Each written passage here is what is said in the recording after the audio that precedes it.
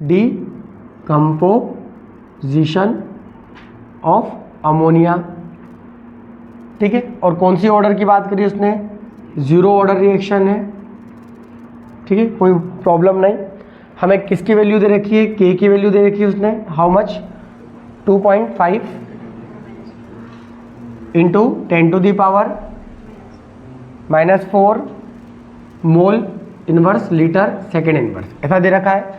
और हमसे पूछा है कि हमें N2 का प्रोडक्शन बताना है, ठीक है, और H2 का प्रोडक्शन बताना है।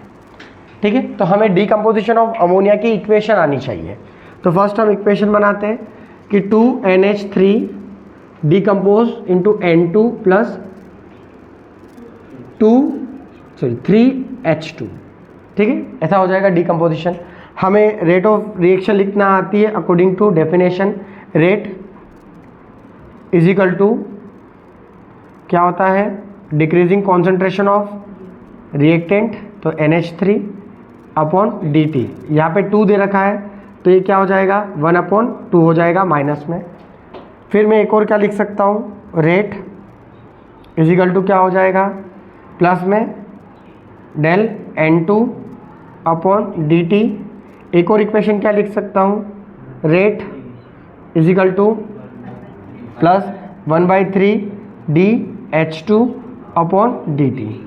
कोई दिक्कत, रेट एक्सप्रेशन के अकॉर्डिंग अगर मैं बात करूँ तो क्या हो जाता है, rate is directly proportional to concentration, जो भी कॉन्सेंट्रेशन दिया है। तो NH3 की पावर कितनी आ जाएगी, 0, बिकॉज ये कौन सी ऑर्डर ऑफ रिएक्शन है, जीरो ऑर्डर ऑफ रिएक्शन है। इसको सोल्व करता हूँ आगे, तो क्या आ जाएगा मेरे पास, रेट इज इक्वल टू के NH3 की पावर 0। ठीक है, अब मुझे के की वैल्यू यहाँ पे गिवन है, हाउ मच, 2.5 इंटू 10⁻⁻⁴, और NH3 की पावर 0 है, इसका मतलब इसकी वैल्यू क्या हो गई, 1 हो गई। जिसकी पावर 0 होती है उसकी वैल्यू क्या हो जाती है, 1 हो जाती है।